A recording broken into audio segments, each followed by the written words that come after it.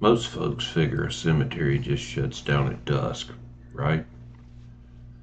That the only residents left after the gates clang closed are the ones 6 feet under.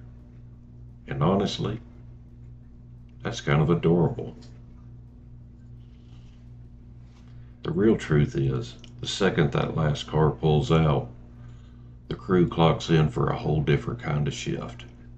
We're talking about things we're never, ever supposed to breathe a word about. Whispers that carry names, graves to get nightly visitors who definitely don't breathe, and rituals so ancient the very headstones have probably forgotten who even started them. I spent 7 years with a shovel in my hand and dirt under every single fingernail. Now I'm handing you the master key to that unspoken world. Stick around, because by the time we're done here, you'll understand why some workers bail after just one stormy shift. Why fresh flowers sometimes appear on graves that haven't seen a family in decades. Why you never, ever walk past that old headstone with XYZ carved in it after midnight. Think it's all just grass cutting and headstone scrubbing? Get this. A solid 73% of cemetery crews report hearing their own name called out from inside an empty grave. I'm not talking about some echo or the wind playing tricks. I mean full volume, clear as a bell. Your mother couldn't mimic it. Clarity. Still think it's just landscaping?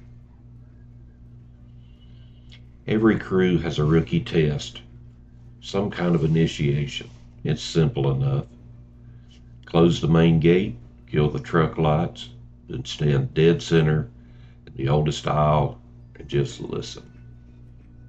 The first night I did it, I could have sworn I counted 13 distinct voices. 3 of them I recognized. There was my granddad, buried just the winter before, clear as the day. Then there was the kid from the 3rd grade who drowned, his voice still reedy, and a woman, her words a soft, insistent plea. Check the plot next to the cedar. Check the plot next to the cedar. We'd lost track of an unmarked baby grave in our records, and wouldn't you know it, that cedar marked the exact spot. The thing is, nobody ever tells you these voices always know something you don't. The veterans, they warned me. Answer once, and you'll be answering forever. Ignore them, they'll follow you home, tapping at your bedroom window at 2:14 a.m. till you finally acknowledge that this job isn't just about manicuring the grounds. It's translation work, a constant back and forth between the living and the loud. We never signed that clause in our employment papers, but believe me, it's written in the dirt just as surely as the shovel itself. It's a silent contract, understood by anyone who's spent enough nights out here. Out on Fountain Hill, there's a headstone that simply reads XYZ. No birth date, no death date, just those 3 stark letters. And like clockwork, every August 28th, a woman in a black lace veil pulls up to the gate. She walks the winding paths without a flashlight, even on the darkest of nights. She leaves 3 pristine white roses and a handful of mercury dimes at the XYZ stone. And then she's gone, vanished before the first hint of a sunrise. Our security cameras, they fog up. Motion sensors, they freeze cold. Cemetery policy, pretend you're blind. I remember one night, fueled by youthful curiosity, I tried following her at a distance. My radio immediately started hissing like a cornered cat. Its batteries bled out in a matter of seconds. And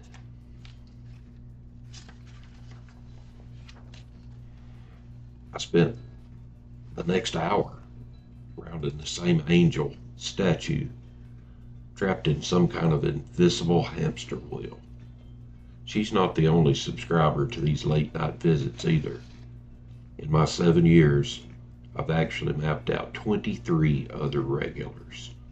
There's the guy who brings Cuban cigars to the Prohibition-era bootlegger, the sweet grandma who sets elaborate tea parties for the twins who died tragically in 1918, and the burly biker who rents his Harley at the crypt of a motorcycle cop. They pay us in cash tips, little wads of bills we never ever turn in. Because how exactly do you explain to accounting that you need to file a deposit labeled "Keep the gate unlocked on Saturday"? Some stories you just keep to yourself. Ever notice a gravestone with a finger pointing straight up, but the fingernail itself is carved impossibly long?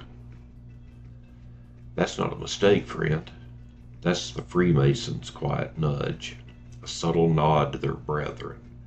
Or how about a slab that looks completely blank until the good rain hits, and then letters bloom across its surface like invisible ink suddenly made visible?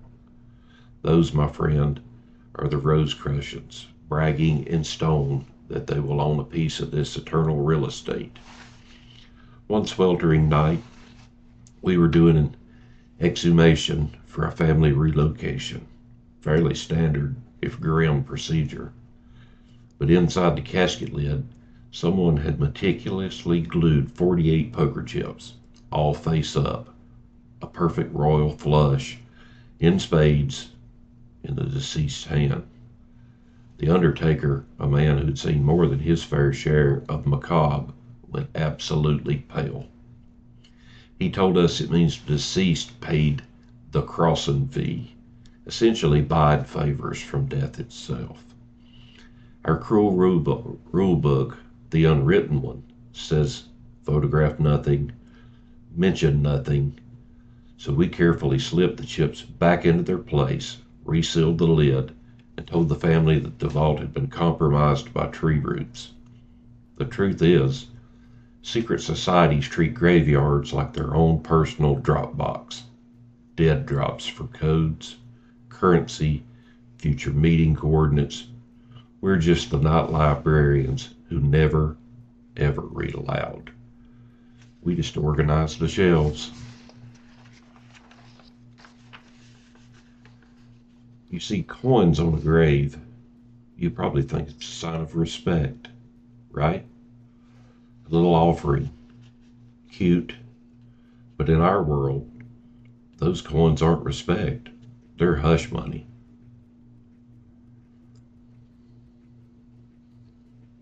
Pennies buy silence, nickels buy safe passage, dimes buy protection, and quarters buy favors.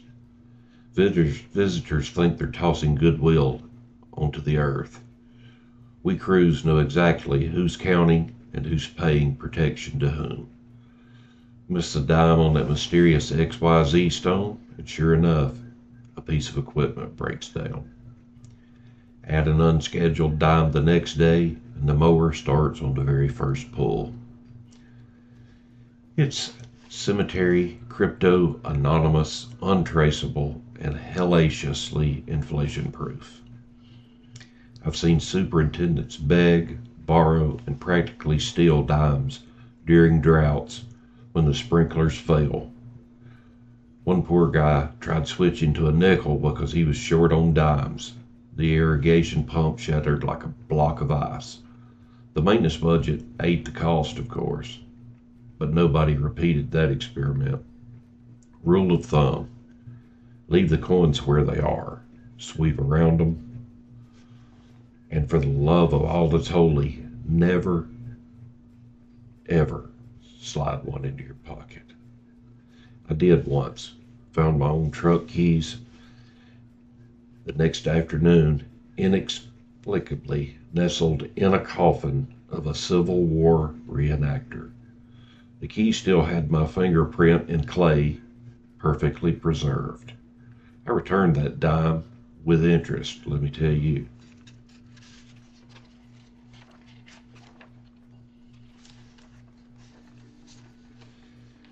We crews have a defense. It's a cheap hack that's worth its weight in gold. You talk to the residents like they're still alive. Sounds a little cute, right? Try it at midnight when the wind howls and the shadows dance. Good evening, Mistress Collins. Just trimming the hedges around your plot here. Say it like you mean it, with respect, and she won't follow you. Forget once, just one time, and you'll feel a distinct tug on your belt loop every single time you kneel down to pull a weed. Some of the newer guys carry bells or sprinkle salt. The veterans, though, they just use manners. It's the difference between a quiet, uneventful shift and your dog barking hysterically at a half-empty hallway when you get home. Politeness costs nothing. Rudeness out here costs you sleep. Maybe a whole lot more. I once saw a 250-pound groundskeeper, a man built like a brick wall, apologize profusely to a flat marker for cursing when his wheelbarrow got stuck.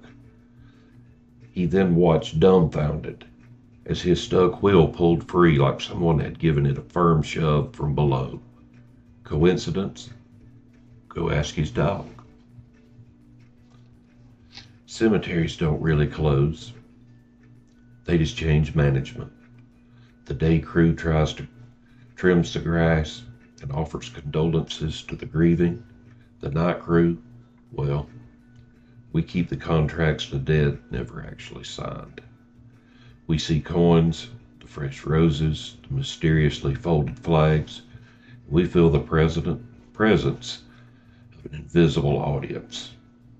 We keep quiet, not out of fear, but because this job is part janitor, part referee, and a constant negotiation between yesterday and tomorrow. Next time you visit a grave, find everything perfectly level, the flowers freshly watered, and a faint, inexplicable smell of rice pudding on the wind. Take a moment, nod toward the groundskeeper you see.